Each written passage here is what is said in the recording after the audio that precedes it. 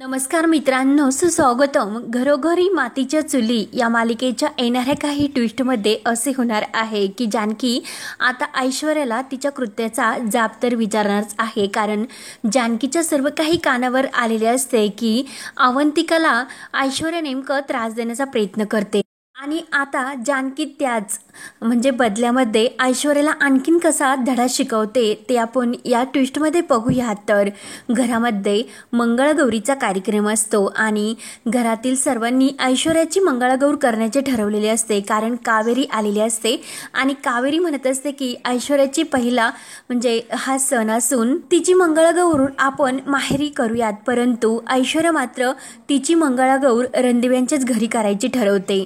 मग सुमित्रा सुद्धा तयार झालेली असते. कारण सुमित्रा तर खूपच खुश असते, कारण घरी हा सुखरूप वाचून आलेला असतो इतक्या मोठ्या संकटातून सुद्धा. तेव्हा जानकी ही खूप खुश असते. सुमित्राने तिच्याबद्दल जे काही गैरसमज करून घेतलेले असतात ते सर्व मिटलेले असतात आणि घरात पुन्हा एकदा आनंदाचे वातावरण असते. आणि त्या क्षणी ऐश्वर्याची मंगळागौर असते. तर जानकीच्या लक्षात आलेले असते की ऐश्वर्यासुद्धा या घरची एक नवीन सून आहे. परंतु रणदिव्यांची आणखीन एक सून या घरामध्ये सुखरूप गृहप्रवेश तिचा व्हावा आणि या घरात सुद्धा तिची मंगळागौर थाटामाटात साजरी व्हावी अशी जानकीची इच्छा असते. म्हणून सौमित्र तर घरी आलेलाच असतो. परंतु जानकीने सौमित्राला अवंतिकाला सुद्धा तेथे बोलावून घेण्याचे सांगितलेले असते. कारण जानकीला माहीत असते की ऐश्वर्या ही कितीही तिला सांगण्याचा प्रयत्न केला आणि तिला कितीही धडे शिकवले तरी शेवटी ती तिचा बदला पूर्ण करणार असते. कारण ती वर दाखवत एक आणि मनात एक करत असते. जानकीला ऐश्वर्याबद्दल सर्व माहिती असते आणि अवंतिकाचा तिने थाटामाटात गृहप्रवेश केल्यानंतर ऐश्वर्याला मात्र हे खूप झोंबते. कारण तिला असे वाटत असते की एकट्या तिचीच मंगळागौर साजरी करावे का. आणि ऐश्वर्या असे वाटते की जानकी मुद्दाम हे सर्व करते कारण मला हे सर्व त्रास देण्यासाठी. अवंतिका जर घरात आली तर मला खूप म्हणजे राग येईल आणि माझा जळफाट होईल. म्हणून जानकीने माझ्या नाकावर टिचून अवंतिकाला या घरात आणलेले असते असा ऐश्वर्याचा गैरसमज होतो. म्हणून ऐश्वर्या आणखीन एक प्लॅन करते की आता या मंगळागौरीमध्ये जानकी आणि अवंतिका मिळून खूप छान अशी धमाल करतील. परंतु त्यांच्या आनंदी वातावरणात नेमकं काय करायचे आणि अवंतिका ही सर्वांसमोर तिची मंगळागौर कशी साजरी करू शकणार नाही, मग तिला कसा त्रास द्यायचा हे तिने ठरवलेला असतो. आणि तिच्या ह्या प्लॅनमध्ये आजी सुद्धा सामील असते. अवंतिकेला एकतर अगोदरच भीती वाटत असते. कारण तिला असे वाटत असते की या अगोदर ऐश्वर्याने सौमित्राला जो त्रास दिलेला आहे ते सर्व तिच्या लक्षात असते.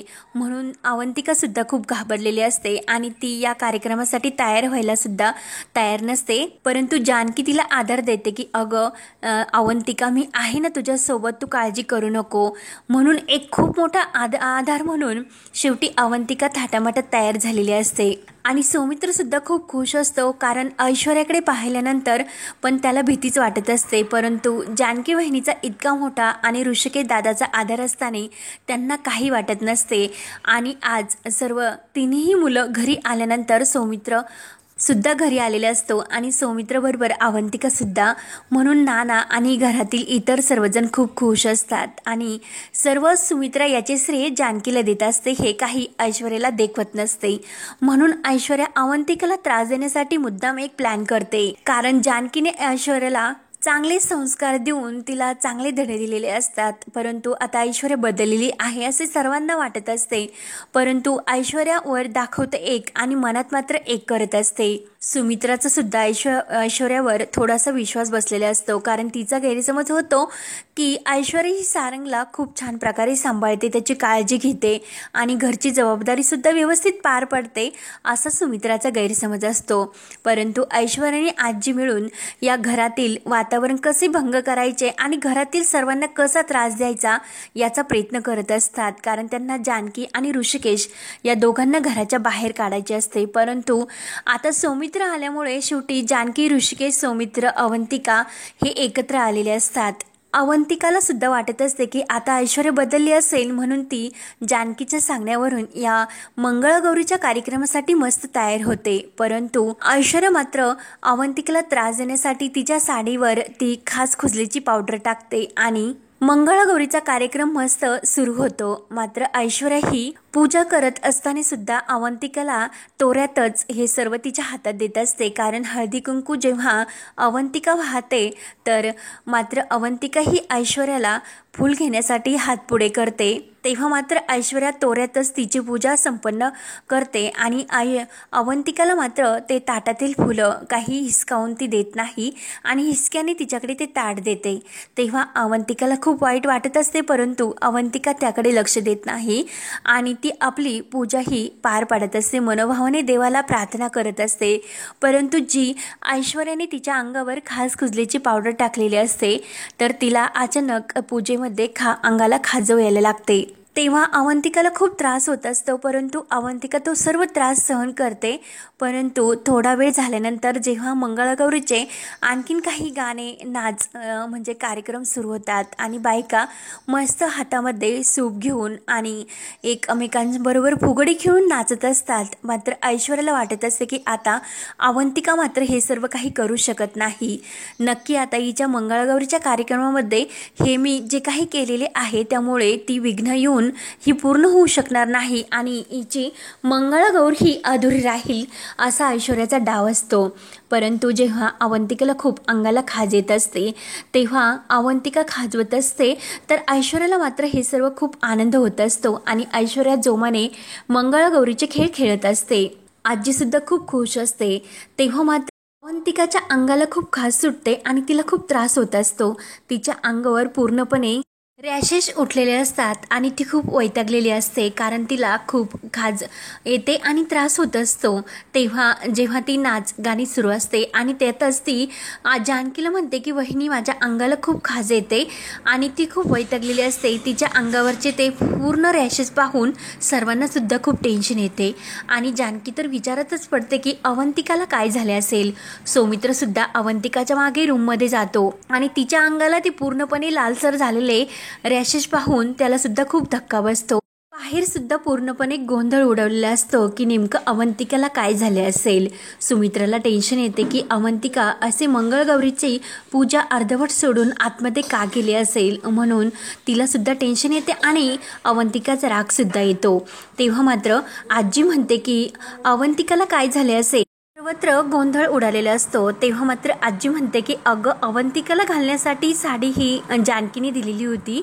साडी घातल्यानंतरच अवंतिकेला अशी खास सुटली, नक्की काहीतरी झाले असेल. तेव्हा सुमित्रा म्हणते की नाही ग आई, जानकीने जरी साडी दिली असेल तरी ती कायम आपल्या ज्या दुकानातून आपण साडी घेतो त्याच दुकानातून जानकीने ती साडी मागवली होती आणि असे काही नसेल. बहुतेक अवंतिकेला कशाची तरी ॲलर्जी वगैरे असेल म्हणून हे सर्व होत असेल. तेव्हा मात्र ऐश्वर्याने आजी ह्या जानकीला खाली पाडण्यासाठी आणि मुद्दाम हे सर्व जानकीने केले हे सर्व दाखवण्यासाठी त्या जानकी विरुद्ध बोलत असतात. तर इकडे जानकी ही रूममध्ये आलेली असते आणि तिला टेन्शन आलेले असते. ती विचार करत असते की नेमकं असे काय झाले असेल, अवंतिका अशी पूजा अर्धवट सोडून का गेली असेल. तेव्हा ऋषिकेश तेथे येतो आणि ऋषिकेश सुद्धा तोच विचार करून जानकीला हे सर्व म्हणत असतो की नेमकं काय झाले असेल. तर त्या दोघांचा हा विचार सुरू असताना दोघांना सुद्धा खूप टेन्शन येते आणि ऐनवेळेस तेथे ओवी धावतच येते. तेव्हा ओवी म्हणते की अगं आई, अवंतिका आंटी आहे ना, तिला असे काय झाले आणि ती का अशी रूममध्ये निघून गेली. तेव्हा जेव्हा अवंतिका आंटी ही आजीच्या पाया पडण्यासाठी खाली वाकली होती त्याच वेळेस ऐश्वर्या आंटीने एक पावडर अवंतिका आंटीच्या पाठीवर टाकली. कारण अवंतिका आंटी अगोदर किती खुश होते, पण नंतरच तिच्या अंगाला असे रॅशेस का उठले आणि जेव्हा मी रूममध्ये गेले होते माझ्या बांगड्या ह्या मला शोधत नव्हत्या म्हणून मी अवंतिका आंटीच्या रूममध्ये गेले होते. त्याच वेळेस ऐश्वर्या आंटी तेथे सुद्धा होती आणि अवंतिका आंटी ही बाथरूममध्ये फ्रेश होण्यासाठी गेली होती. तेव्हा मात्र तिने तेव्हा सुद्धा मला विचारले होते की अगं ओवी, तू इथे काय करतीस. तेव्हा आजी आणि ऐश्वर्या आंटी तेथे सुद्धा काहीतरी करत होता आणि तेव्हा जानकीचे हे सर्व ऐकल्यानंतर सर्व काही लक्षात येते की नक्की ह्या ऐश्वर्या आणि आजींचा काहीतरी प्लॅन असणार.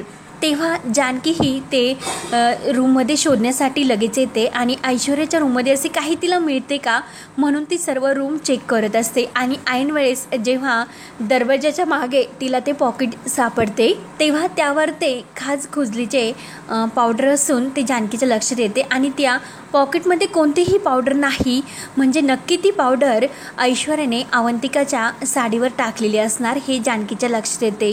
तेव्हा मात्र जानकीला खूप राग येतो आणि जानकी शांत राहण्याचे ठरवते. तेव्हा मात्र ऐश्वर्या हे सर्व जानकीवर लोटण्याचा प्रयत्न करत असते. तर आजीकडून जेव्हा कळते की साडी ही जानकीने दिलेली असते तर लगेच ऐश्वर्या म्हणते की हो अच्छा, म्हणजे अवंतिकाला नेसण्यासाठी साडी ही जानकी वहिनीने दिलेली होती आणि ती साडी नेसल्यामुळेच हे सर्व घडलेले आहे असे ऐश्वर्या सर्वांसमोर सांगत असते. ऐश्वर्या आणि आजी एकमेकींकडे पाहून हसतात. तर आजी सुद्धा ऐश्वर्याची बाजू घेऊन मुद्दाम म्हणते की हो, आणि नक्की जानकीने अवंतिकेला या घरात राहून न देण्यासाठी हा प्लॅन केला असेल म्हणून ती जानकीबद्दल वाटेल ते शब्द बोलू असते.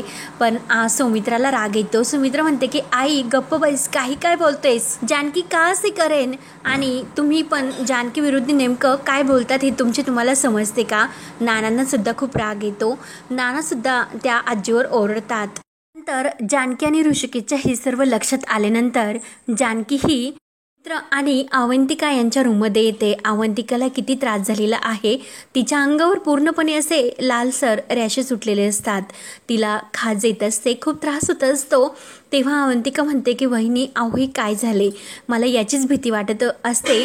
तेव्हा जानकी झालेला सर्व प्रकार अवंतिका आणि सौमित्र या दोघांना सांगते. तेव्हा सौमित्र आणि अवंतिका या दोघांना आणखीन भीती वाटते.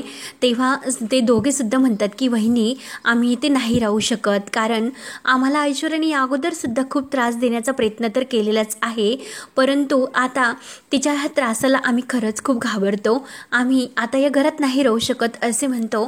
तेव्हा जानकीला मात्र धक्का बसतो. जानकी प्रेमाने त्या दोघांना समजावते की कारण तुमचे हे हक्काचे घर आहे आणि हक्काने मानाने तुम्ही ह्या घरात आलात, परंतु ऐश्वर्या मात्र तुम्हाला या घरात राहून न देण्यासाठी मुद्दाम एक एक प्लॅन करून ती सौमित्र भाऊजींना त्रास देण्याचा प्रयत्न करते. परंतु आता याच घरात राहून अवंतिकाला तुला तुझ्या हक्कासाठी आवाज उठवावा लागेल आणि ऐश्वर्याला आपण दोघी मिळून धडा शिकूयात, कारण या घराची जबाबदारी आता आपल्यावर आहे आणि या घराचा एकोपा टिकून ठेवण्यासाठी आपण पूर्णपणे प्रयत्न करायला हवा, कारण ऐश्वर्याला असे काहीही करून द्यायचे नाही. त्या अगोदर आपण तिच्या सर्व प्लॅनला व्यवस्थित हँडल करून तिला धडा शिकवायचा आणि वठणीवर आणायचे ह्या दोघींचा प्लॅन झालेला असतो. शेवटी अवंतिका ही जानकीच्या साथ देण्याचे ठरवते आणि वहिनी मी तुमच्या कायम सोबत राहीन, कारण तुम्ही आमच्यासाठी किती काही केलेले आहे आणि मी सौमित्रसाठी खूप काही करायला तयार आहे. तेव्हा सौमित्र, जानकी आणि अवंतिका एकत्र येतात. त्यानंतर जानकी बाहेर येते. तर सर्वांसमोर ऐश्वर्या आणि आजी या मुद्दाम जानकीला दोषी ठरवण्याचा प्रयत्न करत असतात की नक्की जानकीने तिची साडी अवंतिकाला घालण्यासाठी दिलेली आहे. तेव्हा अवंतिका ही साडी चेंज करून आणि त्या रॅशेसवर क्रीम लावून बाहेर येते. तेव्हा मात्र जानकी वहिनीवर हे सर्व खापर फुटत असताना जानकी मात्र शांत असते, कारण गावातील सर्व बायकांसमोर हा तमाशा नको म्हणून ती शांतच असते. परंतु याचा जाप मात्र ती ऐश्वर्याला विचारणार असते. तेव्हा अवंतिका ही सर्वांच्या समोर आल्यानंतर सर्वांना म्हणते की जेव्हा मी ती साडी घातली तेव्हाच माझ्या अंगाला खास सुटली, परंतु आता मी फ्रेश होऊन चेंज केल्यानंतर मला आता बरे वाटते, म्हणजे नक्की त्या साडीमध्येच काहीतरी प्रॉब्लेम होता. आणि सर्वांसमोर म्हणते तर आजी लगेच म्हणते की अगं अवंतिका ही सर्व जानकीने मुद्दाम केले असेल, कारण ती तुला दाखवते एक आणि वागते एक. तेव्हा मात्र अवंतिका जानकीची बाजू घेते की जानकी वहिनींनी आम्हाला या घरात आणण्यासाठी किती प्रयत्न केला आणि आमच्या लग्नासाठी जानकी वहिनींनी किती प्रयत्न करून आईंना त्या लग्नासाठी घेऊन आला आणि नानांचा सुद्धा आशीर्वाद आम्हाला मिळवून दिला. त्यामुळे जानकी वहिनीवर माझा पूर्णपणे विश्वास आहे. तुम्ही पूर्णपणे मला असे सांगण्याचा प्रयत्न करू नका, कारण जानकी वहिनी मी असे आरोप करू शकत नाही आणि जे कोणी हे केले असेल ते सर्व ऐश्वर्यानेच केले असणार असे अवंतिका बोलून जाते. तेव्हा मात्र ऐश्वर्या रडण्याचे नाटक करते आणि मी हे सर्व का केले असेल, आणि त्याच वेळेस ओवी सर्वांना सांगते की हे सर्व ऐश्वर्या आंटीनेच केलेले आहे, कारण जेव्हा अवंतिका आंटी आजीचा आशीर्वाद घेण्यासाठी खाली वाकली तेव्हा कोणती तरी पावडर तिने अवंतिका आंटीच्या अंगावर टाकली आणि तेव्हापासूनच तिला असे तिच्या अंगाला त्रास होतो. हे सर्व मी पाहिले होते. तर ओवीवर पूर्ण सर्वांचा विश्वास बसतो आणि ओवी पुढे सांगते की जेव्हा आम्ही अवंतिका आंटीच्या रूममध्ये गेले तेव्हा ऐश्वर्या आंटी तेथे सुद्धा काहीतरी करत होती, परंतु जेव्हा मी गेले तर ऐश्वर्या आंटी खूप घाबरलेली होती, परंतु जेव्हा मी तिला बांगड्या माझ्या शोधत नाही म्हणून मागितल्या तर ती मला हाताला धरून घेऊन तिच्या रूममध्ये गेली आणि आजीसुद्धा तिथे काहीतरी करत होती। तेव्हा मात्र ऐश्वर्या आणि आजीचा पूर्णपणे बोलती बंद होते। आजी म्हणते की ओवी अगं मी असे का करेन। ऐश्वर्यासुद्धा ओवीला रागवत असते, तर सुमित्रा म्हणते की ओवी काही खोटं बोलणार नाही आणि हे सर्व आई तू आणि ऐश्वर्याने केले की काय असे सुमित्रा जेव्हा म्हणते तर ऐश्वर्याच्या पायाखालची जमीन हादरते। तेव्हा जानकीच म्हणते की हो मला सुद्धा हे माहिती होते, कारण ओवीने अगोदर मला सांगितले होते, पण घरामध्ये वाद नको आणि आपल्या घरातील हे वाद चार चौकात बाहेर यायला नको म्हणून मी शांत होते। तेव्हा मात्र ऐश्वर्या लगेच रडत रूममध्ये निघून जाते, परंतु नाना आणि सुमित्रा हे ऐश्वर्यावर खूप रागवलेले असतात। तर जानकी ऐश्वर्याच्या रूममध्ये येते आणि तिला हाताला धरून म्हणते तू आता या घरात खूप काही करण्याचा प्रयत्न केला आणि मला असे वाटले होते की ऐश्वर्या तू बदलली असेल, सारंग भाऊजींची प्रेमाने काळजी घेत असेल, परंतु तसे तुझ्या ह्या वागण्यावरून काही दिसत नाही। जर यापुढे तू अनेक वेळा त्रास देण्याचा प्रयत्न केला, जर सौमित्र भाऊजी आणि अवंतिका या दोघांना जर तू त्रास देण्याचा प्रयत्न केला तर माझ्या इतके वाईट कोणी नसेल आणि आता जी काही तुला शिक्षा मिळायची असेल तर ती मी स्वतः सर्वांसमोर तुला देईल। तेव्हा मात्र ऐश्वर्याची बोलती बंद होते आणि आता नेमकं जानकीला कसे शांत करायचे हे तिला समजत नाही आणि जानकी मात्र खूप भडकलेली असते। एका वाघिणीचा अवतार घेऊन तिने ऐश्वर्याला खूप काही सुनावलेले असते। आजी मात्र आणि ऐश्वर्या ह्या खूपच शांत झालेल्या असतात, काय करावे हे त्यांना सुचत नाही। तर आता जानकी या दोघींना काय शिक्षा देते आणि त्यांचा खरा चेहरा शेवटी जानकीने सर्वांसमोर आणलेला असतो। तर आता यापुढे काय काय होत राहणार हे पाहण्यासाठी आपल्या चॅनलला नक्की सबस्क्राईब करत राहा। धन्यवाद।